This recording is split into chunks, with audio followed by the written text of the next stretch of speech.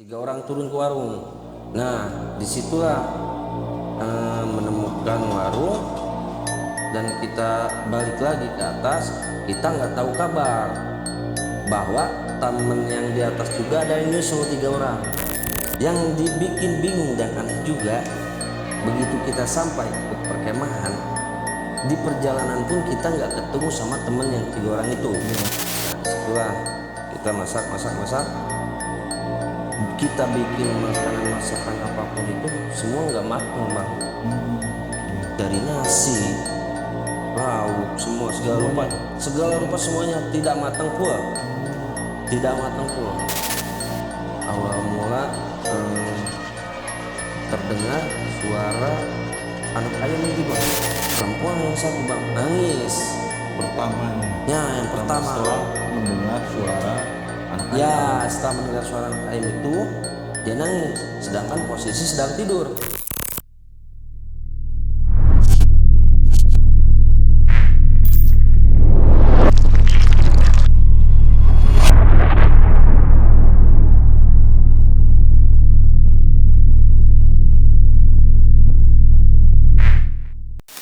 Assalamualaikum warahmatullahi wabarakatuh. Ketemu lagi di Otong, obrolan Tong Keung. Kali ini kita bertemu salah satu narasumber, yaitu Kang Botel, yang pernah mengalami kejadian hal-hal mistis bersama teman-temannya di Gunung Salak. Oke, buat wargi-wargi Otong GC21, jangan lupa seperti biasa subscribe, like, komen, dan share ya, buat kita lebih semangat membuat video-video yang haus horor. Oke, kita langsung saja ke Kang Botel.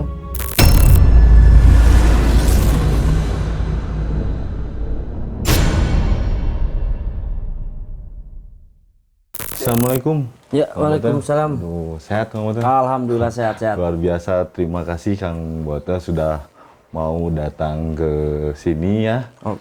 Dan kemarin kita pernah sempet DM katanya Kang Botel punya cerita yang memang horor di Gunung Salak bersama teman-temannya. Betul itu Kang Botel? Betul. Oke, kalau gitu Kang Botel, buat wargi-wargi Otong nggak nunggu penasaran ceritanya, kita langsung saja ke Kang Botel. Seperti apa perjalanan Kang Botel ke Gunung Salak dan hal apa yang memang dirasakan oleh Kang Botel dan teman-teman. Silakan Kang Botel. Oke. Dari keberangkatan dari rumah ya. Dari persiapan. Aduh, Papa udah merinding nih. Tenang Botel, tenang. Gimana, Jadi awal cerita ada sih sekitar tahun 2008 ya. Tahun 2008 itu kita punya komunitas pecinta alam. Emang awal-awalnya orang-orangnya pemula semua, nggak ada senioritas, pemula semua. Nah, kita berencana tuh mendaki ke Gunung Salak, tapi nggak ada niat buat ke puncak. Di sana itu ada suatu tempat air terjun dinamakan Curug Loji. Nah, dari pertama kita berangkat sampai lokasi, emang kendala-kendala tuh di perjalanan sampai lokasi itu ada. Iya. Dari hal di perjalanan kita memakai kendaraan yang susah. Terus sempat ongkos juga kurang.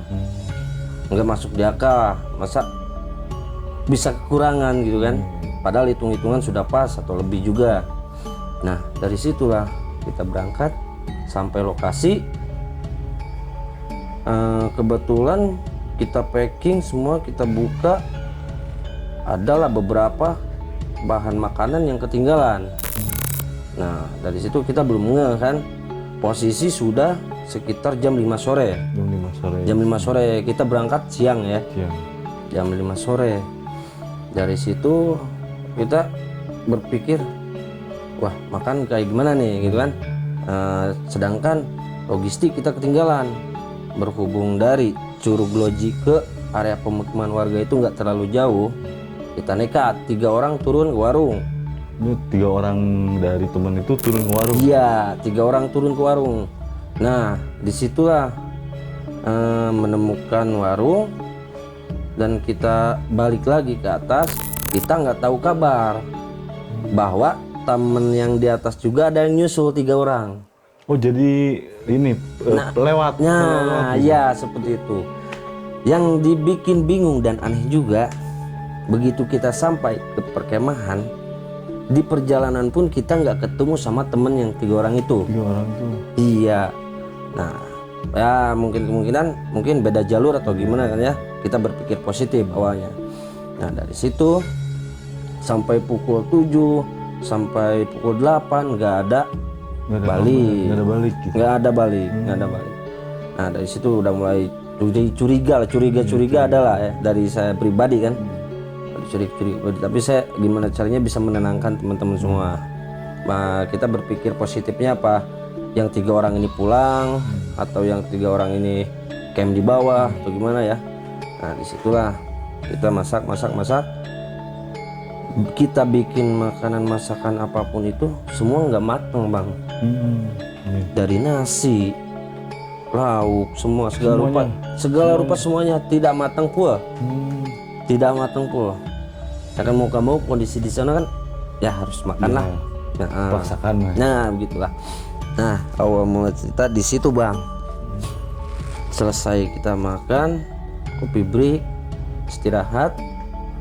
Nah di situ udah mulailah aura-aura yang beda gak enak itu muncul di situ. Awal mula terdengar suara anak ayam itu bang. Oh, suara anak ayam. Suara anak ayam gitu. di tengah hutan. Jelas persis anak ayam. Suaranya tuh 3 kali bang. Yang pertama kita anggap emang ayam. Ayam gitu ya. Ayam. Berpikir positif. Berpikir positif. Ya. Bagaimanapun positif. Yang kedua masih berpikir ayam. Yang ketiga, wah udah curiga nih kan. Saya pribadi ya, wah udah curiga nih. Ya mudah-mudahan gak ada apa-apa. Yang ketiga sudah nggak ada suara, tapi tiba-tiba teman saya yang perempuan kan kita berangkat 7 pria 3 perempuan. 3 perempuan. Perempuan yang satu bang nangis. Pertamanya. Ya yang pertama. Setelah mendengar suara anak ayam. Ya setelah mendengar suara anak ayam itu dia nangis. Sedangkan posisi sedang tidur. Posisi sedang tidur. Kita soalnya di posisi seperti itu kita 2 orang standby bang. Kita nggak tidur 2 orang, sebagian tidur. Tiba-tiba nangis bang. Saya kira nangis biasa atau gimana kan? Tapi kita coba bangunin, kita sadarin, nggak sadar. Nangis terus nangis. Nggak sempet buka mata juga atau apa. Nah disitulah saya mulai panik bang. Kan di tenda itu kita ada 2 tenda bang. Nah saya pindah lah ke tenda yang belakang. Saya lihat posisi air terjun itu bang. Saya lihat itu diem nggak jalan air terjun itu. Diem nggak ngalir. Iya, percikan nggak ada kan. Biasanya kalau kita ngecamp berdekatan sama apa air terjun itu kan minimal kita kena cepretannya itu kan. Enggak bang, air terjun itu sempat diem. Wah udahlah di situ saya panik, cepet lah saya ke tenda sebelah. Tenda sebelah saya bicara ya, kejadian itu ada teman yang nangis gitu kan. Langsung lah kita semua tarik satu tenda aja, yang tenda belakang kosongin. Nah di situ kita lah berkumpul tuh satu tenda. Nah yang satu nangis, udah agak reda. Saya bilang wah mudah-mudahan udah aman. Udah aman. Iya. Udah reda. Yang satunya kena lagi bang cewek. Oh pindah ke salah satu. Persis pindah ke salah satu. Mulailah panik semua bang. Di situ panik semua. Gak karuan panik. Pokoknya di dalam tenda itu udah nggak karuan lah. Ada yang baca ayat-ayat, ada sempat teman juga ya, bisa mungkin. Ya gitulah kita mengkondisikan suasana lah bang ya. Nah di situ emang beberapa teman-teman merasakan bahwa di atas tenda itu seperti ada orang di atas terbang, tenda. orang terbang. Sosoknya seperti apa kang? Ada yang lihat? Sosok sih kalau kita dalam tenda itu kan posisi dalam tenda kita nggak pakai lampu bang ya. Jadi kelihatannya bayang-bayang bang. Oh bayang-bayang. Kan kita posisi si tenda itu kita di bawah pohon ada 2 bang. Ada kita di tengah-tengah pohon. Nah setelah itu yang 3 cewek itu kan, yang satu enggak nih, masih sadar ya kan. Tiba-tiba dia ngelihat ada cewek di luar tenda.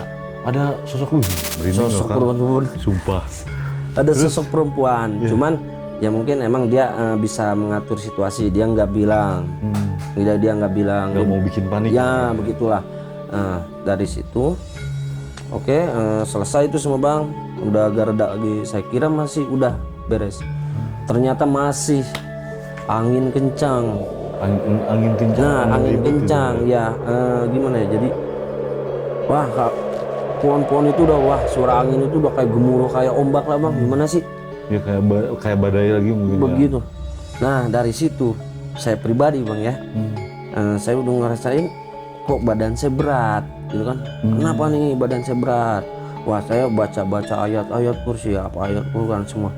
Tiba-tiba dari situ los. Saya nggak tahu apa-apa. Dari situ Akang tidak ingat apa-apa. Dari situ saya tidak tahu apa-apa. Mungkin teman abang cerita setelah itu sadar. Nah, teman saya cerita setelah saya sadar ya. Mereka bilang begitu saya dalam keadaan seperti yang tadi saya katakan berat itu kan, saya semakin menunduk. Teman saya bilang saya itu langsung bang, kayak ada yang narik itu bang, set langsung. Oh langsung kayak ada yang narik itu? Iya, langsung ada yang narik. Jadi posisi saya duduk, saya menunduk, posisi saya itu langsung terlempar keluar ke belakang. Belakang keluar Kan, tenda. kita kan dulu tendanya kan tenda pramuka tuh. Iya, Bang. pramuka. Ya, depan belakang ada pintu tuh. Langsung saya kelempar ke belakang. Seperti ada yang narik. Teman saya berkata seperti itu. Nah, dari situ saya terus tanya-tanya kan apa sih yang terjadi? Mereka bilang sempat ditanya juga.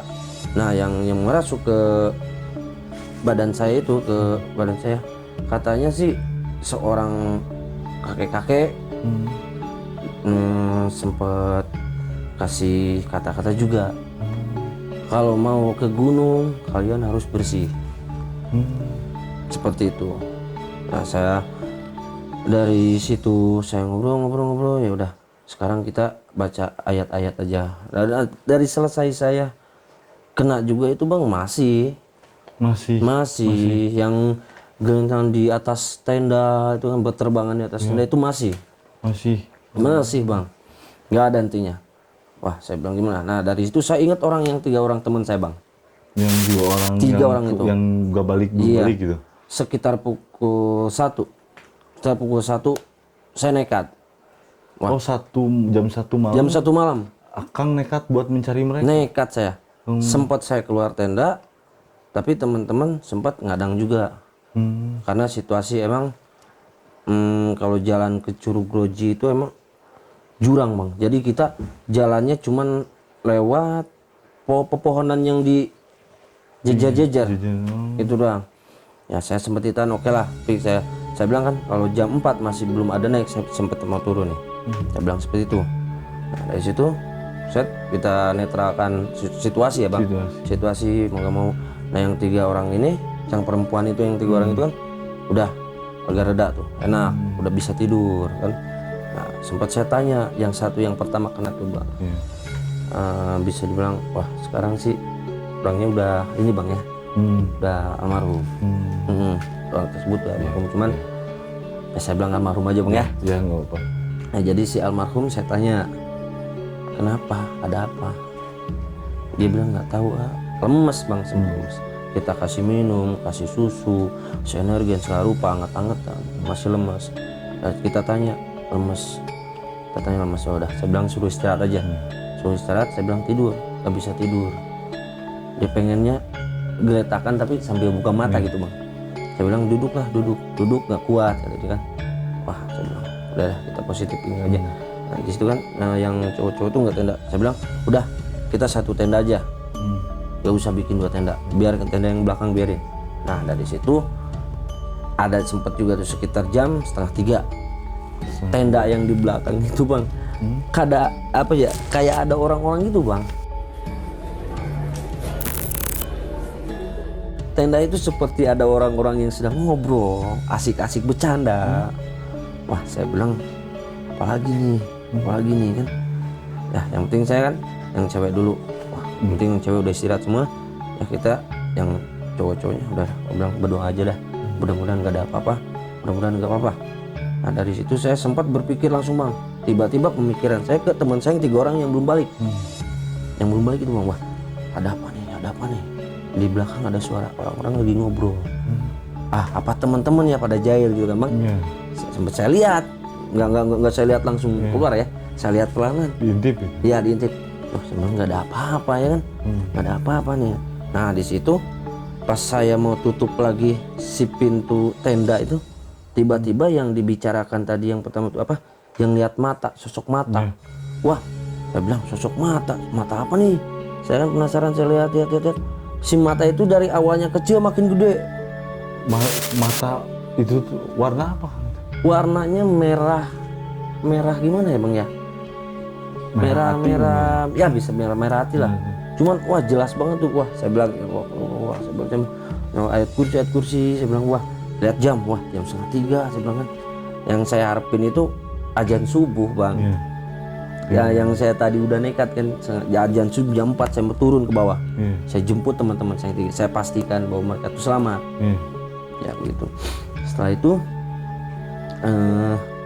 semua sadar, saya bilang udah semua istirahat aja. Saya menekatnya gini bang, teman-teman saya sudah tidur semua, gak apa-apa saya turun sendiri ke bawah. Saking pengen cari temen yang ini. Sakingnya bang, saya soalnya paniknya yang bikin saya penasaran itu yang di belakang tenda itu ngobrol bang. Ada apa nih pemikiran langsung di situ saya, wah negatif thinking lah bang. Pemikiran saya, wah ada teman saya kenapa ini? Nah dari situ kan kalau di Curug Loji itu bang, azan subuh itu kan masih kedengar tuh dari perkampungan tuh ke area dekat itu. masih dekat. Azan lah, kedengar azan subuh. Sempat mau turun bang, tapi di situ seakan-akan kaki itu nggak bisa gerak. Pada waktu itu kaki itu nggak bisa gerak bang. Saya bangun pun, wah kenapa nih? Saya udah mikir, wah kaki saya kenapa ya gitu kan. Panik, ya saya bangunin temen lah. Kenapa kaki saya nggak bisa gerak ya, kenapa? Emang lu mau kemana? Alasan gue mau bilang mau buang air kecil. Setelah itu gimana bisa? Pelan-pelan bisa tuh bang tuh. Terus bisa berdiri. Setelah saya keluar, terus pemikiran saya, oh ada orang yang bertiga itu bang, teman saya bang. Ada di depannya. Seberang. Jadi posisi si tenda itu kita di atas nih bang nih. Kita sempat lewatin aliran air. Jadi posisinya kita tenda di atas sini ya, turun, tanjak. Nah ini jalur. Nah saya keluar, temen saya itu ada 3 orang di sini. Berdiri, cuman nggak jalan, berdiri, melihat. Saya bilang, wah itu ada anak-anak. Sontak teman bangun semua. Mana katanya? Itu seberang. Nggak ada kok, kayak gitulah. Wow, adu argumen lah itu teman-teman. Yang posisi lihat 3 orang itu hanya Akang saja. Saya sendiri. Tapi teman-teman nggak lihat. Wah, saya bilang udah, ngalah, oke lah. Mesti setelah saya bilang kan. Nah, Allah, sekarang tidurlah semua bang di situ bang. Aman, alhamdulillah kan. Udah agak reda. Setelah itu paginya kita masak, tiba-tiba temen tuh pada datang. Pas masak temen. Pas kita masak pagi, temen yang 3 orang nggak balik itu datang. Ada ke atas. Iya. Saya bilang, wah itu teman-teman. Nah di situ kan baru teman-teman semua, oh iya. Nah datanglah, kita gabung lah. Saya sempat tanya kan, kemana? Saya bilang kan, semalam lu kemana? Lu di mana? Saya bilang. Mereka jawab, nyusul gua bang, kan gua kan bertiga tuh turun beli logistik yang ketinggalan itu kan. Mereka nyusul jalur yang kita naik awal pertama bang. Nah dari situ yang bikin aneh, kok gua nggak ketemu sama dia kan. Sedangkan dia turun kita naik otomatis satu jalur bang, satu jalur. Gua bilang lu kemana? Turun nyusul, kok turun nyusul? Kita naik lu nggak ada. Wah masa ya, udah selesai itu dia turunlah ke perkampungan. Awal ceritanya tuh dia turun ke perkampungan. Dia sempat ke warung yang saya beli logistik itu bang. Nah di situ si orang warung itu sempat bilang ada tadi 3 orang yang beli logistik ke sini. Nah, sontak kan teman yang bertiga udah balik lagi aja gitu kan.